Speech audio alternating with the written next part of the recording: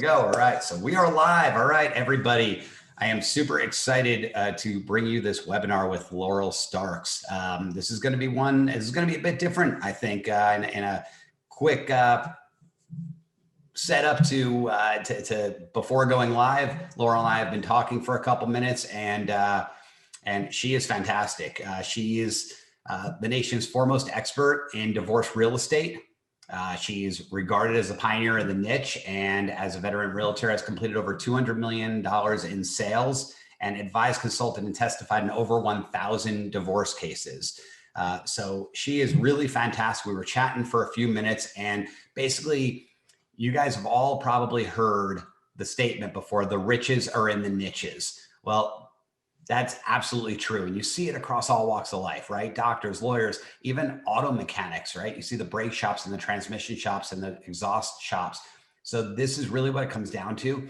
And Laurel has not only made a name for herself with divorcees, but with the entire legal community. So we're going to jump right in here and talk to Laurel directly about what she's done and what got her there. So Laurel, thank you so much for joining us today. Well, thank you for having me. I'm excited to be part of LabCoats here.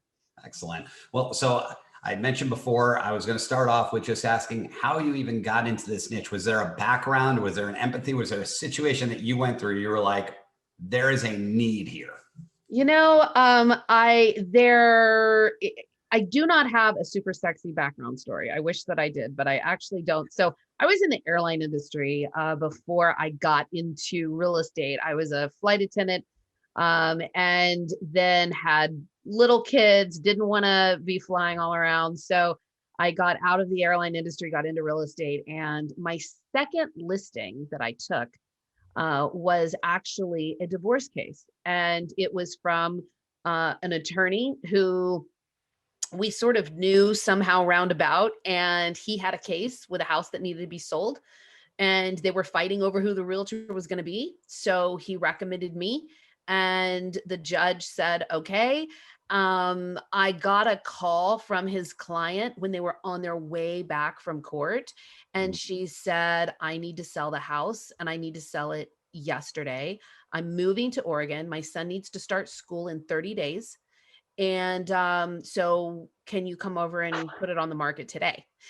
And so I went over to her house, spent 3 hours listening to her whole life story and all the gory details of the demise of their marriage and where they were at, and crying and the whole 9 yards.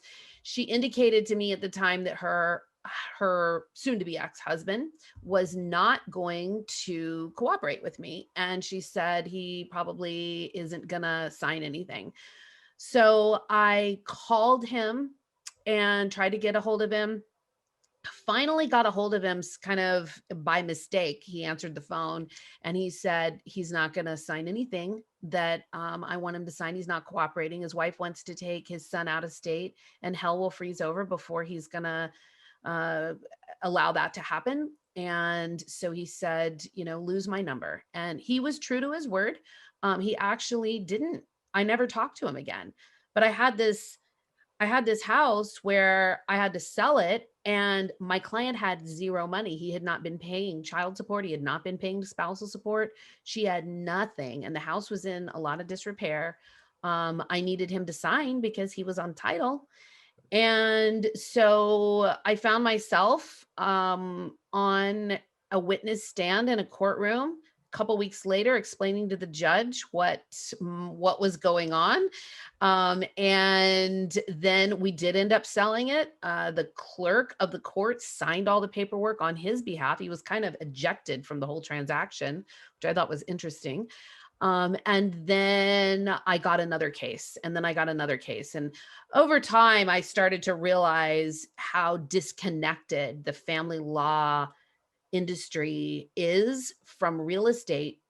And yet the house is ordinarily the largest asset in the case. It's also the largest debt in the case, usually. And it's really what provides a lot of closure for a family who's going through this, because there's no brick and mortar left for the family to come home to. And the money and the finances from the proceeds of the house can kind of release the couple to, find new housing and to kind of move on.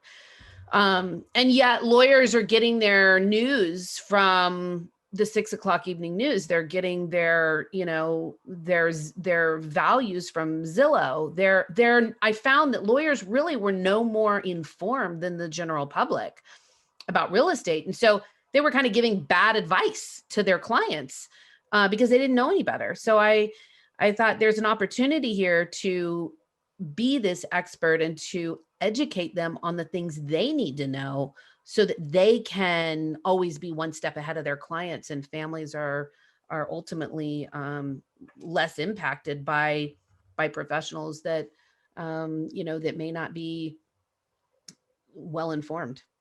So to that end, I know that you serve as an expert witness, but what do you also do? And we'll talk about that here in a moment because I think that's fascinating. But what do you do in order to help educate the legal community? Do you put on seminars? Do you just meet with them regularly? What is it that you do that obviously gets your name out there in a professional capacity as well? So it's good for you. It's not sales, it's education, but through education, you get that notoriety.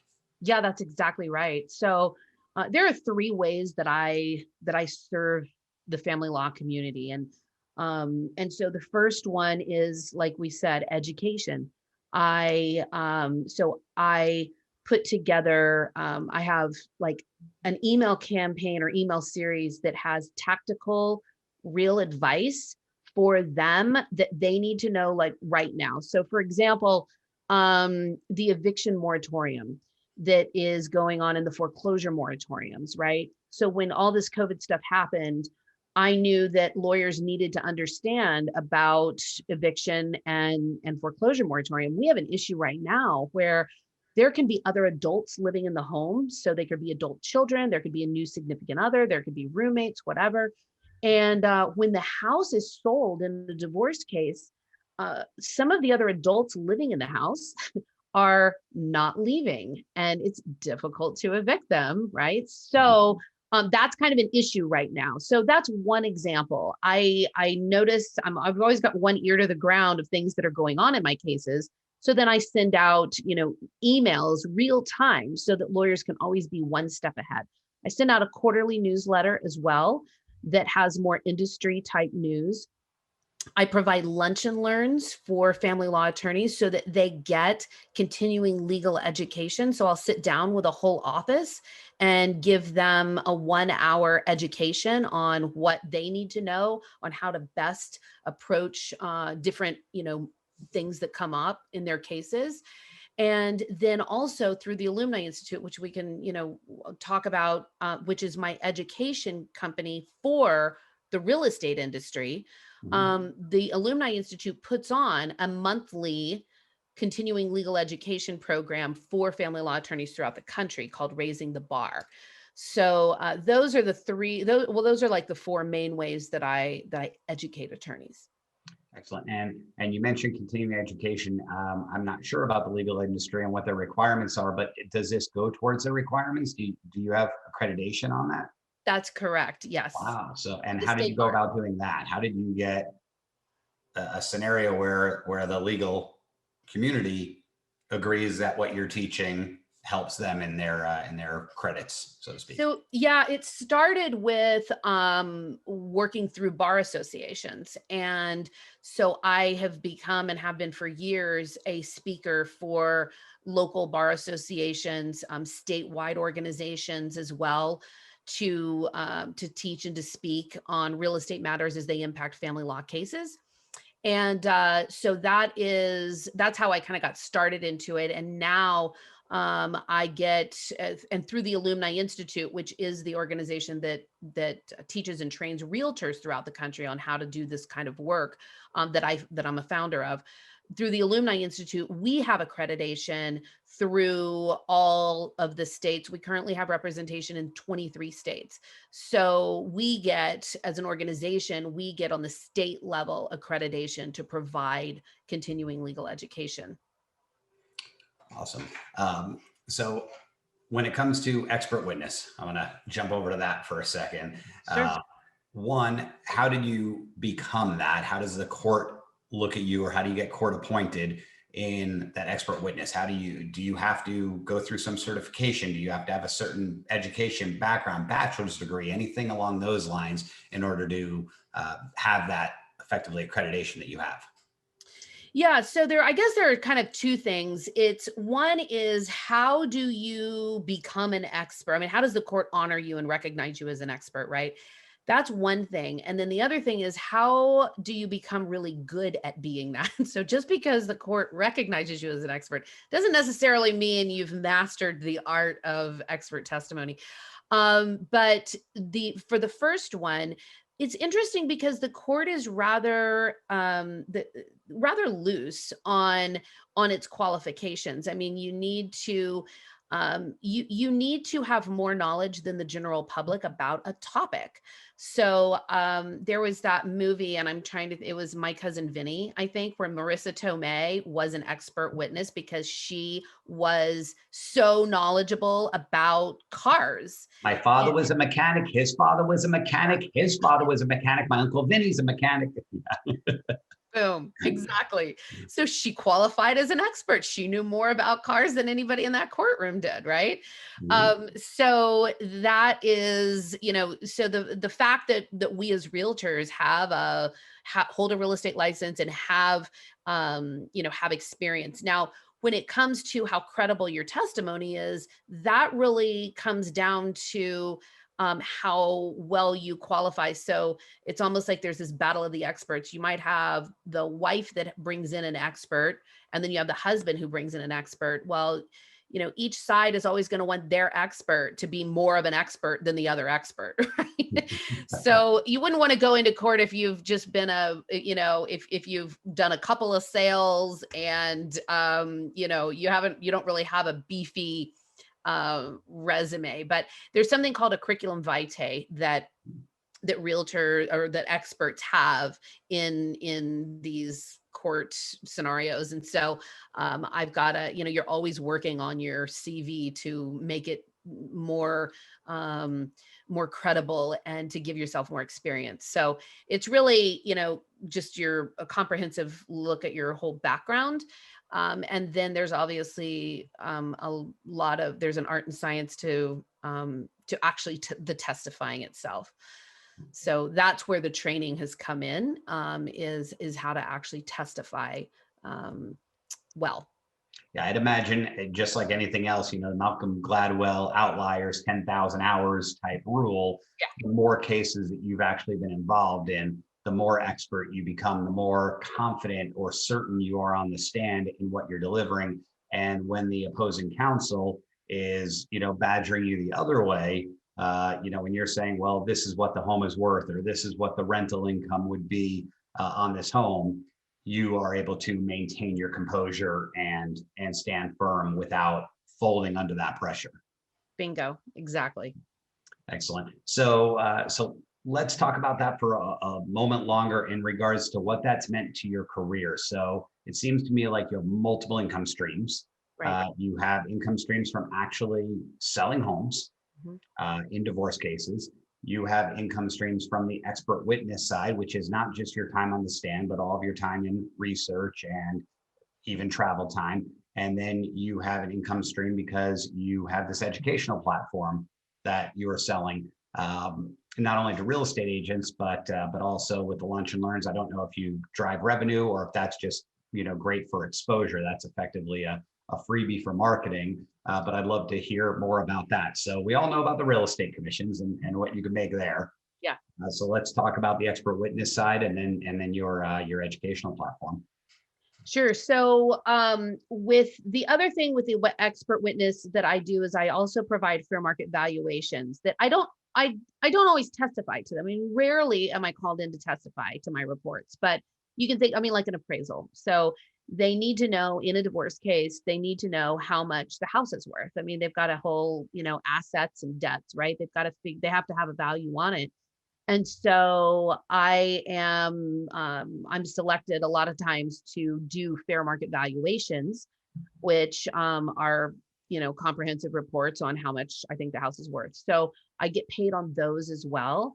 And then with regards to the education piece, when I educate family law attorneys, ordinarily it is for no charge because, as you indicated, it is really, the payback is the name recognition. It's another line on my CV, right? So that is not so much of a direct income stream. I get it indirectly because that's when they hire me to be the court appointed divorce listing specialist or to be an expert. And when it comes to education, the education of realtors, that is also something that our industry was just lacking. I didn't have anybody who really was able to guide me. There were no courses I could take. Back in 2005, 2006, when I got started, there was nothing. And so I just learned through immersing myself in the industry. I learned by picking the brains of lawyers, of judges, psychologists, financials, attending. I'm like the only realtor showing up to these lawyer conferences. And I actually wasn't showing up to network. I mean, half the time I didn't bring business cards. I was there to learn. I needed to understand their culture. I have spent countless hours, hundreds and hundreds of hours sitting in courtrooms, just listening. Like I don't even have an agenda. I just will go to court and I will sit in a department and I'll just listen, reading everything that I can possibly read on, on high conflict behaviors. And I've even read a lot of the family code. I mean, just a lot of really boring stuff. But that's how I learned. And so, no wonder there aren't realtors who truly are experts in this because it's a lot to try. And there wasn't any like curated content for it. Mm-hmm. So over the years, I've had lawyers say to me, is there a Laurel Starks in my area? How do I find a Laurel Starks in my area? And so I finally, in 2016, I had a real estate team, dismantled my real estate team so that I could focus my efforts on building a world-class educational experience for our industry, because I've seen the difference I've been able to make here in my community, not only in the courts and with lawyers and their practices, but also, where my heart is with the families and with the children. I'm not a proponent of divorce. I'm no more, I always say I'm no more of a proponent of divorce than hospices of death. But when it happens, I want to be there to make sure that this family is well taken care of, that not a penny on the table has been left from the sale of the house, and so that they can have closure and they can move on. So I know that there are other communities all over the country, right, that need these types of services. And there's always been this barrier. Realtors don't know how to get into the niche. That's why you don't hear a lot of people who are killing it in the divorce niche. We hear about people who are killing it in REOs, in new home sales, in luxury, in farming, in FSBOs, but we don't hear a lot of people who are killing it in this industry, even though there is extreme opportunity in it. But it's because the learning curve is so steep. And so that's what I got some of my lawyers that had been mentors to me throughout my journey in becoming an expert. And I asked them if they would be willing to go in with me and to develop a program for realtors. And they said, absolutely. Every single one of them unanimously, absolutely. And so in 2017, we started forming it and writing all of our curriculum and writing the program. And it's just been a phenomenal experience for us, and to see our students who have really thrived and excelled and, kind of feel like they've got a new purpose in what they're doing. It really is interesting. So ironically, you have that element of your brain. They always point to the back here. I don't know if that's where it is, but the RAS, right? The reticular activating system, where you just bought a new car and you were like, I bought the most unique color. I've never seen this one out there. And on the way home, you see 4 of them, right? Because it's what you're aware of now. And so it's interesting. You just said something about the amount of time that you put in. On my team meeting this morning, I asked my team a question and I said, how much time are you dedicating to practicing your craft? I said, somebody like a golfer is out there swinging that club over and over again, not just playing the course, they're swinging that club. And it's not so much that it's practice, it's that it's working on their craft. They're also reading magazines about, how to work out certain muscles. They're reading up on all of the new clubs and the technology to know if they want to shift from, this particular club, a cavity back club to a blade or something along those lines. And I'm just using that in golf. I know when I was a teenager, I worked at a bicycle shop and I absolutely loved working at the bicycle shop. And, but I knew everything about every single bicycle, every mountain bike that was out there. I knew the suspension bikes and I knew, the triple triangle design of the GT. And it was something that interested me. So it's fascinating hearing what you did and what you put into this, not with a paycheck at the other side of it, but compensation to come down the road. You wanted to be the expert. You wanted to be able to help. You had a passion for this. And then as a result of doing that, the compensation came. But it wasn't, if I read this article or if I know this thing, I'm going to make $100 or $1,000 or get another listing. So it's really fascinating in that way. And it definitely seems like you've done that, that Malcolm Gladwell, you've got your 10,000 hours in. So now you're that expert. Yeah. And to your point, my mom, she's a nurse. She's a hospice nurse. That's how I came up with that analogy.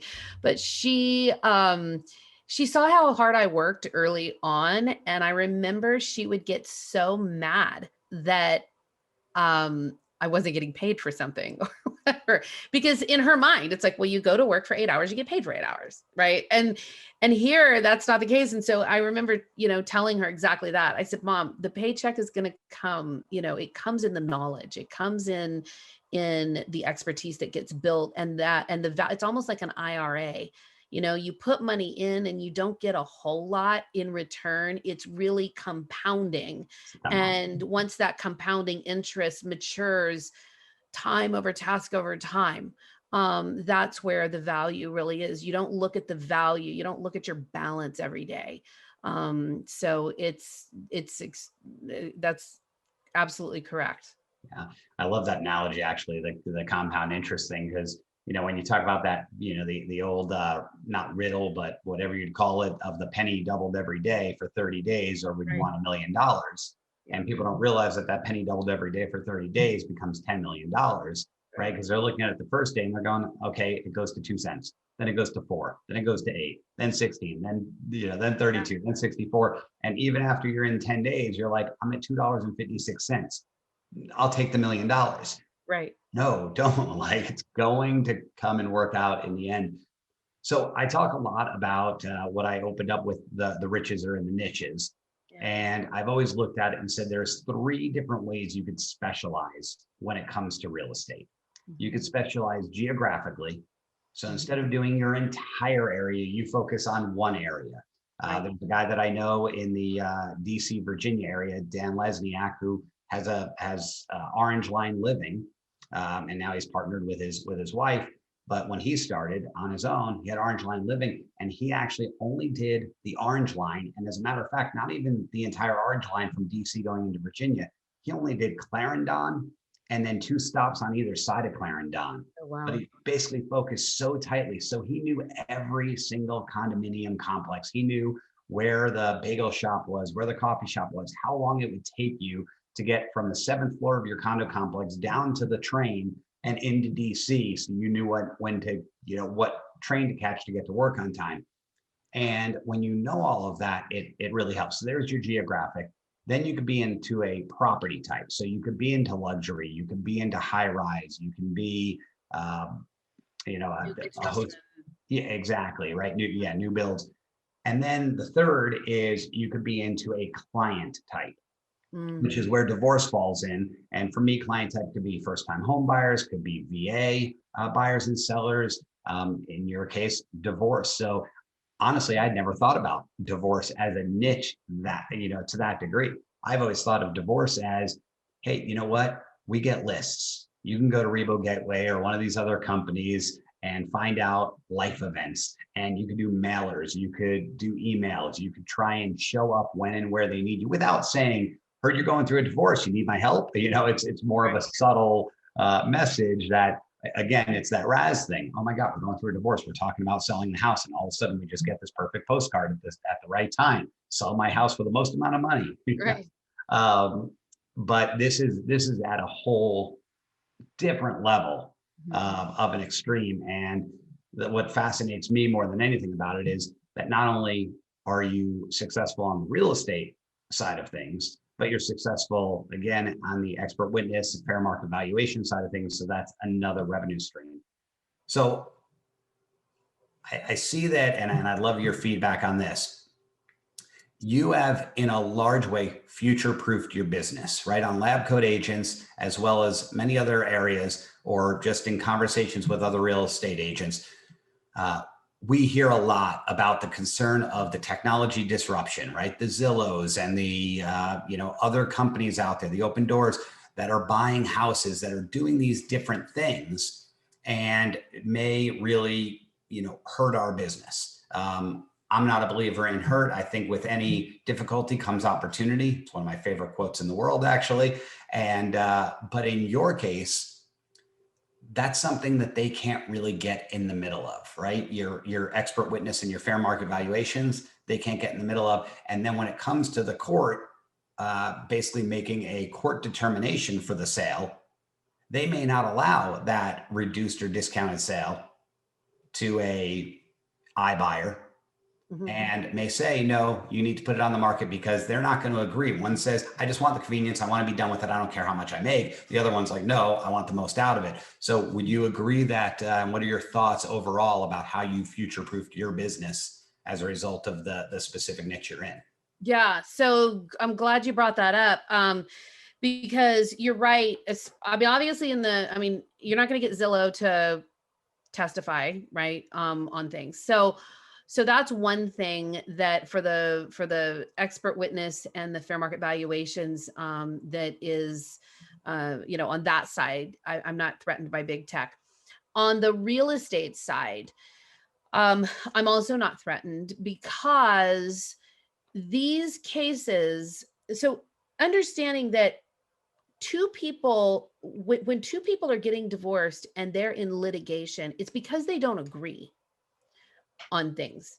So ordinarily my clients do not agree on, the fact that today is Friday and tomorrow is Saturday. They will litigate that.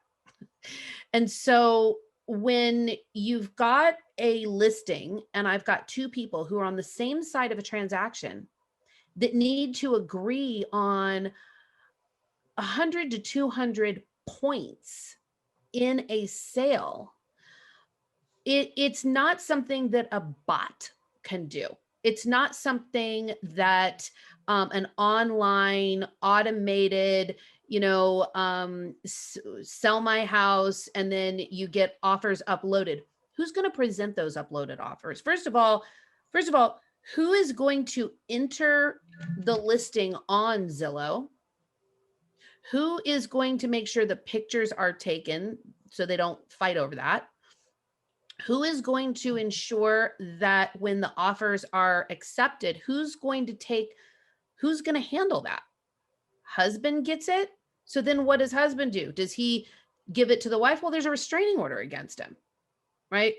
I mean, how does that even happen? How do they agree on who they're going to sell it to? What repairs need to be made?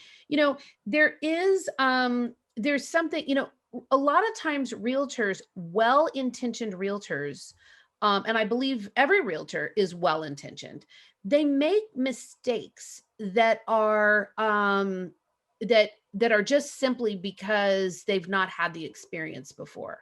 They're well-intentioned, but they're mistakes. One of those mistakes is giving a divorcing couple a laundry list of repairs and improvements to make. So, okay, if, like for example, there are some, and I'm not going to name the companies, there are some companies out there that have, concierge programs where they will front the cost of remodels to improve the value. I mean, up to tens of thousands of dollars. That all sounds fine and good, but who's sitting down making those choices? Mhm. Who's sitting down saying, well, we're going to go with, with the beveled inserted glass on the kitchen cabinets, right? Versus the, the bull nose countertop. I mean, who's making these decisions? Who Mhm. is hiring and overseeing the payments of these contractors? Who's doing that? So, these types of issues that come up are things that only a skilled expert can handle. It's not something that um, that can be solved by big tech. So, Tristan, he was talking. I watched one of his videos the other day, and one of the things he was saying, because he's on top of all of this big tech thing, Yes, absolutely. and one of the things that he was talking about was how big tech goes wide.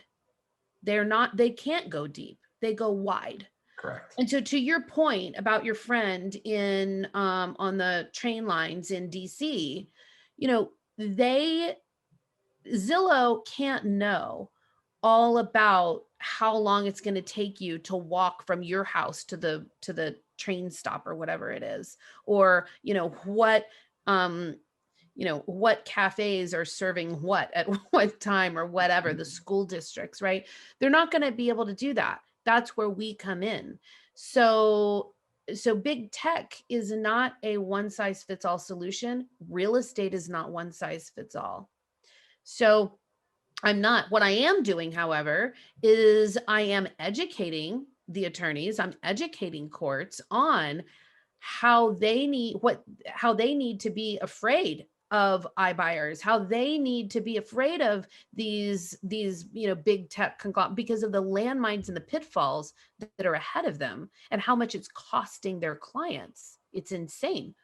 So that's the role that I play. But no, I'm in fact, I'm thankful. I mean, I got into this 16 years ago, before Zillow existed.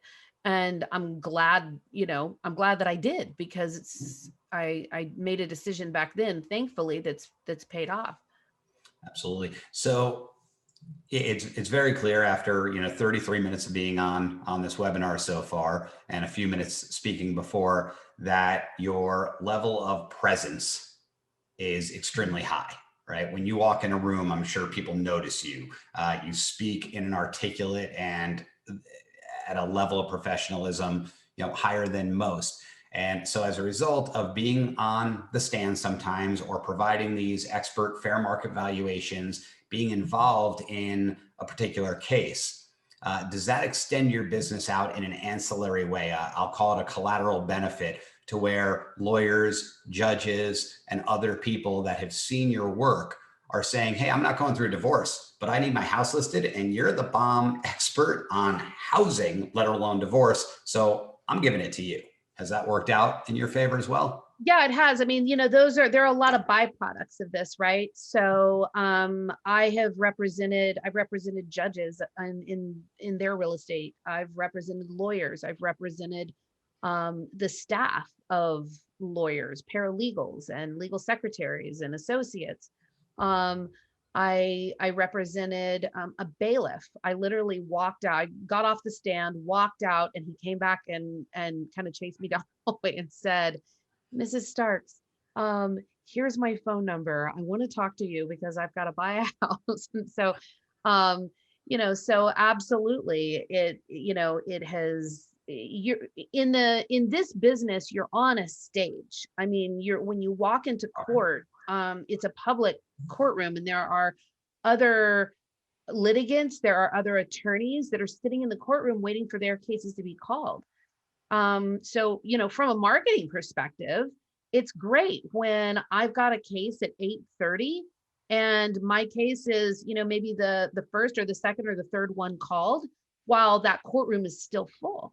Yeah. So, Awesome. they see that. And I mean, almost always I get calls when or people come follow me out in the hallway and ask me questions and about other cases. Excellent. So we have a question here from Angie. And by the way, anyone else out there that wants to ask questions, please feel free to put it in the Zoom chat, or I am paying attention to if you see me look over, it's because I'm looking at our Facebook feed as well. So please go ahead and ask questions. But Angie asked a question: how long did it take you to feel like you were educated enough on this niche to feel like you were an expert? Well, your story at the beginning said that you kind of got thrown into it and had to testify. So so where did it go from there? That's a great question. And as soon as I think I am, Angie, I'm humbled, right? So I'm testifying this afternoon in a hearing, and as prepared as I think that I am, I might be completely decimated. So I would say that I'm always a student. I'm always a student of this business, a student of both industries. I'm a student of real estate, student of family law. And so I definitely still get butterflies. How long did it take me to feel like I was truly an expert? It probably took me years to do it. Because I was learning real estate and family law at the same time. So I didn't have a really good grip on real estate before I got into this. So now that I know, I would have, it would be better to have mastered real estate and then gotten into this. But, and I can tell you that, my journey to doing this did take a really long time because there wasn't a network, there wasn't a program, there wasn't any education out there. So through our education at the Ilumni Institute, our purpose is to lop off 3 to 5 years of sort of this grassroots guerrilla type of education that I had to put myself through because I didn't have something like this. Excellent. So Jeanette's saying, I've handled divorce sales because I was sort of thrown into them.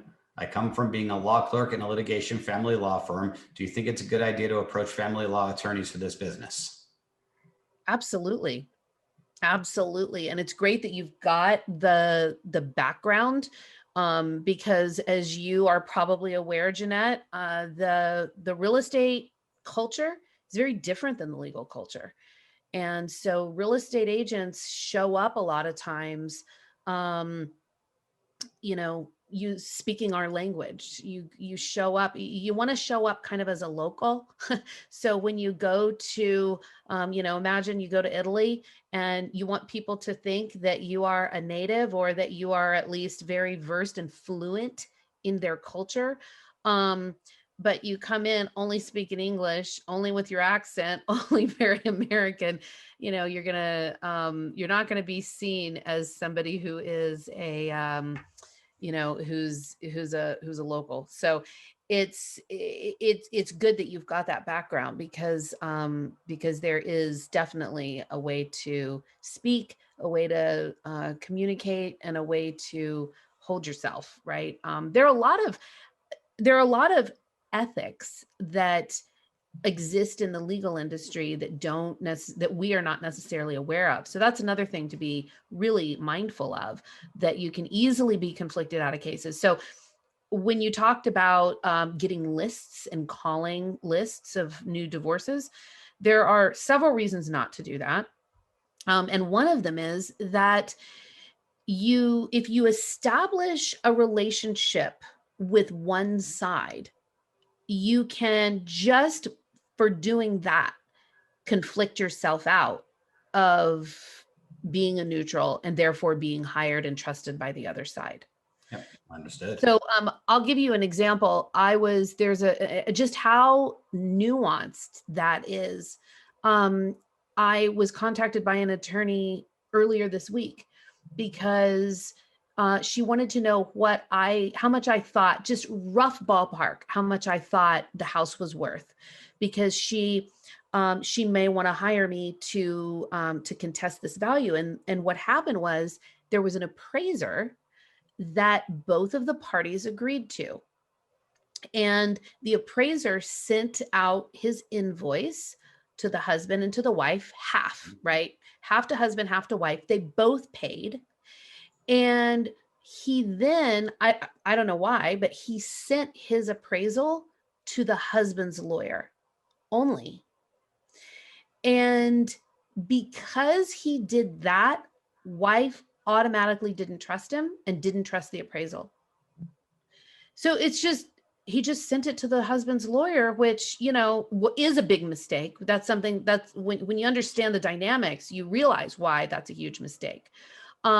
But I don't know that, you know, if you don't live and breathe that industry and understand what conflict means in terms of your neutrality and your bias being conflicted out, if you don't live and breathe that, it can be very easy. So that's just one little scenario. So imagine if you've been nurturing along a client or, you know, one side, you know, a husband, let's say, you've been nurturing them along for several months because you got them when they first filed. How's that wife going to feel about agreeing to use you when you've been, you know, having this whole nurturing relationship with a husband for many, many, many months? So just by doing that, it conflicts a lot of people out. For sure. I've only done one divorce listing, and I could say that that I was introduced through a referral to the husband, so I didn't know him at all, nor the wife, but I spoke to him first. And when I called the wife to get her agreement to meet, she had a chip on her shoulder just talking to me. Now, as it turned out, I sat down and I met her. She realized that I was very neutral in the scenario, and we went ahead and listed the house. And then she ended up using us on a buy. Oh, good. And now she's actually moving out of state using us on the listing. So it all worked out, but I was able to see that tension, and you could literally cut through it with a knife. Yeah. You know, it's pretty wild. And you're able to neutralize that. So good for you. It can be Yeah. tough. That can be very tough to do. Yep, for sure. So, okay. So if there isn't somebody like you in a particular market, right? Somebody that the court, what ends up happening with those listings? How does the court and or the attorneys and or the divorcing parties make that decision on where they go? Is it just a kind of a toss of a coin, or, you know, what happens? And is there a huge opportunity for somebody to literally master this area where the court might actually appoint you as the real estate agent to list these people's house because of a major conflict? Yeah. I mean, Alex, then the opportunity is wide open. It's wide open. There is ordinarily how realtors get picked. They will have, most of the time, and I teach and train agents throughout the country, so this isn't just like local to me, right? But this is how it's done throughout the country, kind of custom, is that they say, okay, the house needs to be sold. Okay, who's going to be the realtor? And if they, assuming they don't agree, then the court will oftentimes order one side to provide 3 names to the other side. And then the other side chooses out of those 3 names. So there is no, I mean, those 3 names could be, you know, Daffy Duck, Snow White, right? And Peter Pan. I mean, they could be anybody. The court doesn't ordinarily get really, they don't, it could be anybody. So, which is a little baffling when you see what all's at stake and et cetera. But that's ordinarily how it's done. And so then one side will, and however they pick, I mean, they might pick a friend, they might then pick the neighborhood realtor, and then they might, whatever, go on Yelp or something and try to find somebody. And then the other side gets to choose from those. And a lot of times the other side, what they're looking for, their biggest thing they're looking for isn't experience. It isn't skill. A lot of times what the other side's looking for is, is there a conflict, right? Does the other side, what of these 3 realtors, do they know their lawyer? Are they friends with their lawyer? Are they friends with them? Are they friends of friends? That kind of thing. So I think we could probably go on for another hour with this, but we are up against the clock on time. So Laurel, we'll end with this. How do people get in touch with you and learn about the Ilumni Institute? Awesome. You know, the first thing to do is to text our number, and you will get a free top 5 mistakes that realtors make. So that is a handbook that I put together, and it is really going to keep you out of probably, you know, a good portion of getting into trouble if you master these 5 things first. So the first thing you do is you text, get your pen, 833-425-7018 and type free. If you do that, that will you will then get a copy of the handbook, and then you can just get to be off the races. The other thing I did want to mention, Tristan gave me, Tristan and I spoke, and he's been very generous. We are doing a lab coat special on our boot camp. So $400 off the divorceniche.com. That's our online boot camp, $400 off. LCA VIP is the guest pass for lab coats. And so those are the 2 ways that you can start to get plugged in. I'm very passionate about this niche, and I'm excited to educate our industry on how we can serve these families that really, really need us. Excellent. Well, thank you so much, Laurel. It was wonderful and honestly fascinating, and look forward to crossing paths again and getting to know you better. I appreciate it. Thank you so much. Keep doing all the good work you're doing as well. Thank you. Bye.